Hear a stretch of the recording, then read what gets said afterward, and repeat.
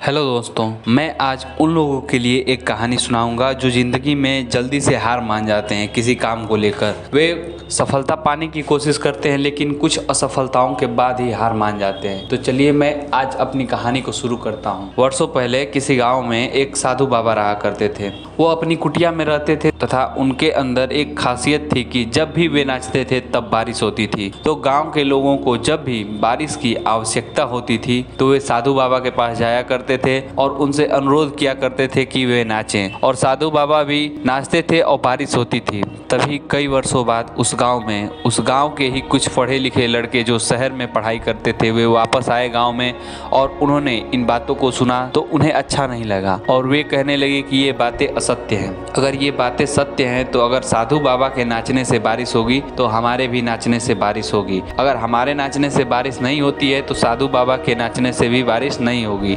यह एक ढोंग है तथा वो आपको बहका रहे हैं। उन लड़कों को उन गांव वालों ने बहुत समझाया लेकिन वे नहीं माने। फिर एक दिन उन लड़कों को उन गांव वालों ने साधु बाबा के पास ले जाने की सोची। एक सुबह वे गांव वाले उन लड़कों को साधु बाबा की कुटिया में ले गए तथा पूरी बात बताई। तो साधु बाबा ने कहा कि ठीक है, तुम लोग नाचो। उनमें से एक लड़का नाचना शुरू करता है तथा कुछ समय बीतने लगता है।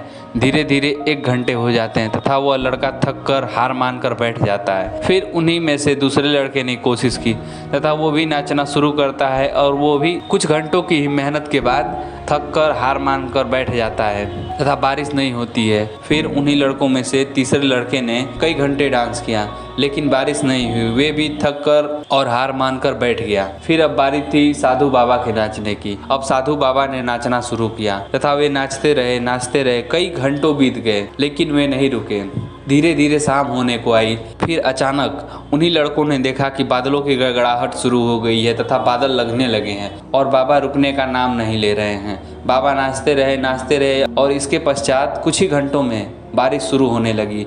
जोरों की बारिश हुई तथा गांव वाले भी उन लड़कों को समझाने लगे कि बताओ, तुमसे कहा था ना कि बाबा जब भी नाचते हैं तब बारिश होती है। अब उन लड़कों को भी उनकी बातों पर विश्वास हो गया कि बाबा जब भी नाचते हैं तब बारिश होती है, हमारे नाचने से बारिश नहीं होगी। उन लड़कों ने बाबा से क्षमा मांगी और इसका कारण जानने की कोशिश की। तब बाबा ने उनसे प्रेम पूर्वक कहा कि जब भी गांव वाले मेरे पास आते हैं बारिश कराने को तो मैं नाचते वक्त 2 बातों का ध्यान रखता हूँ। मुझे तब तक नाचते रहना है जब तक कि बारिश ना हो जाए, और मुझे तब तक रुकना नहीं है जब तक कि बारिश शुरू ना हो जाए। बस मैं इसी कारण जब भी नाचता हूँ तब बारिश होती है। तो ठीक यही बात हमारे ज़िंदगी में भी लागू होती है दोस्तों। हम सफलता पाने की कोशिश करते हैं लेकिन कुछ ही समय में उन लड़कों की तरह हार मान कर बैठ जाते हैं। तो हमें ऐसा नहीं करना है, हमें उन साधु बाबा की तरह बनना है। अगर हम सफलता पाने के लिए कोशिश कर रहे हैं तो हमें अपनी कोशिश तब तक जारी रखनी है जब तक कि सफलता ना मिल जाए। हमें कोशिश नहीं रोकनी है। सफलता खुद ब खुद एक दिन मिल जाएगी, तब जाकर हमें कोशिश रोकनी है।